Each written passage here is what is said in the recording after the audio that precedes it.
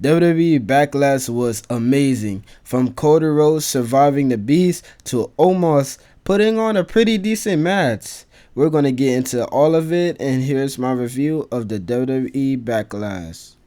The first match of the night, we had Bianca Belair versus Io Sky for the Raw Women's Championship.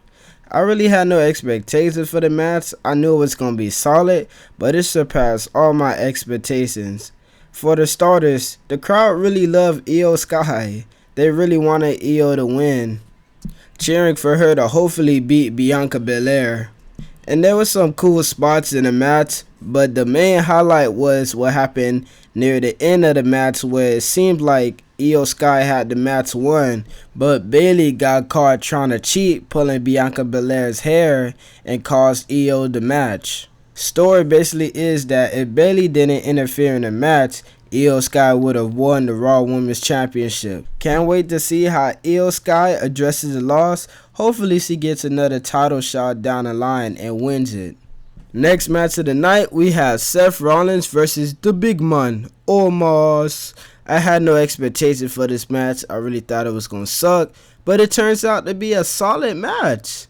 We got some cool spots. Omos tossing Rollins around like he's a ragdoll, but ultimately the match ended with Rollins getting the win.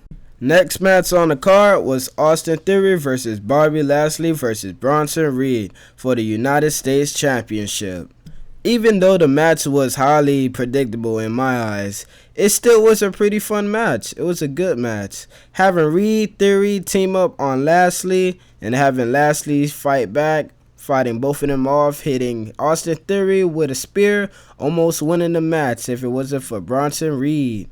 And then there was this cool spot they had outside the ring where Bronson Reed kind of did like this backward springboard on top of Bobby Lashley, which wiped him out of the match. Bronson Reed later attempts to hit Austin Theory with a moonsault. Well, first of all, a guy that big should not be able to even attempt that move. But Theory moves out the way. When Reed got back up, he was met with a spear by Bobby Lashley. And of course, Austin Theory threw Bobby Lashley out of the ring and stole the win. Next match of the night, we have Rhea Ripley versus Vega for the SmackDown Women's Championship. This was a pretty solid match. Vega being an underdog in the match and having Rhea Ripley being the supervillain in the match. Having a whole match being based on Vega dodging and weaving attacks, even grabbing a shoe from her old girl and trying to hit Rhea Ripley with it. Well, she threw it at her because she knew if she would have got close, she would have been got. It was basically the speed of Vega versus the strength of Rhea Ripley.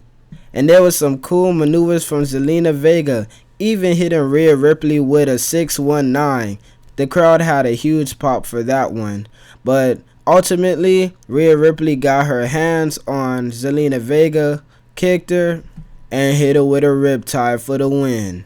This match honestly makes me want to see more Vega, but even more, who's next for Rhea Ripley now that she's staying on Raw? Who's going to be the next challenger for the championship? Then we had what deemed to be the match of the night. Bad Bunny versus Damien Priest in a street fight. I mean, obviously Bad Bunny was going to get a standing ovation once he made his entrance. But what I didn't expect, bro was ready for the match. Bro came with a cart full of weapons.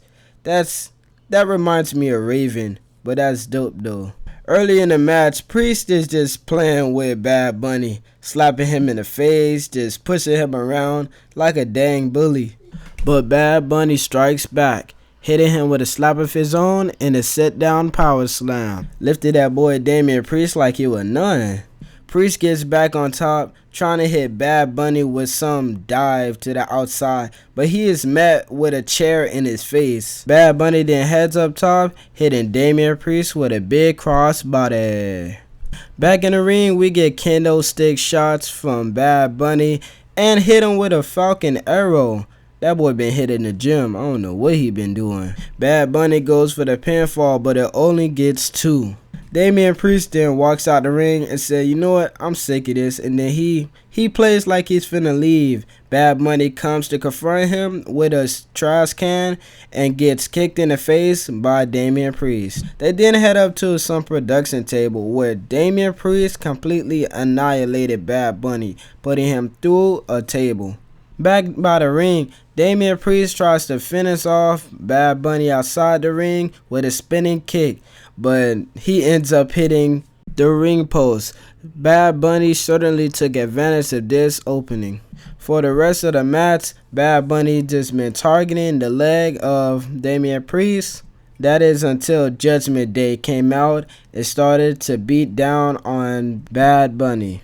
But this didn't last for long, having Rey Mysterio come out to try to help his fellow LWO member, but he was beaten down as well. But then we got a huge surprise. Carlito music hit and he came out, rushed to the ring and started to beat down on Finn and Dominic Mysterio. Carlito even ate an apple and spit in the face of Dominic Mysterio cause he didn't want to be cool.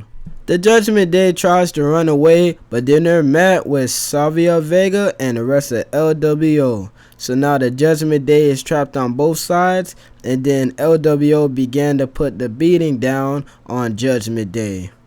Anyways, the match is still continuing in the ring, and Bad Bunny hits Damien Priest with a signature to win the match. When it comes to celebrity wrestling, Bad Bunny is on a different level. And the next match was the 6-man tag team match. The Bloodline versus Kevin Owens, Sami Zayn, and Riddle. The match was alright, but the main thing I want to talk about is the tension in the Bloodline. Especially the tension between Jey Uso and Solo Sikoa. Well, you see, during the match, they tagged themselves in and out of the match. There was even a point in the match where it looked like Solo Sikoa was finna Samoan Spike his own brother. Even though he didn't do it, it's like he really had to think about it, like, to be or not to be. Solo Sikoa comes in, hits Riddle with a Samoan Spike, and wins the match for the Bloodline. Even though the Bloodline won the match, it seems like they're losing their family. Having Solo Sikoa and Jey Uso giving each other death stares even after the match, and Jimmy Uso's playing peacemaker, apparently. And finally, the main event, Brock Lesnar versus Cody Rhodes. Cody Rhodes is smart because before the match even officially started, Cody Rhodes went full steam ahead at Brock Lesnar, from hitting him with suicide dives to hitting Brock with steel steps. I mean, it was just smart. When the match officially started, we saw Brock Lesnar in control. That is until one point Cody Rhodes accidentally took off one of the turnbuckles and Brock Lesnar went flying into it and he started bleeding uncontrollably. What surprised me is the match still continued. I thought that was a major accident that happened and the match had to finish quickly because of it. But anyway, the match continued. Brock Lesnar continues to dominate. Brock Lesnar then puts Cody Rhodes in a Kimura lock.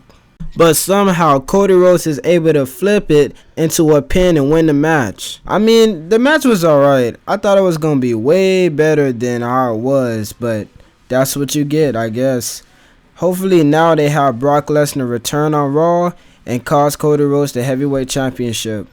But anyway, that's my review of WWE Backlash. Thank you for watching. Don't forget to like, comment, and subscribe. And this is Wrestling R Us.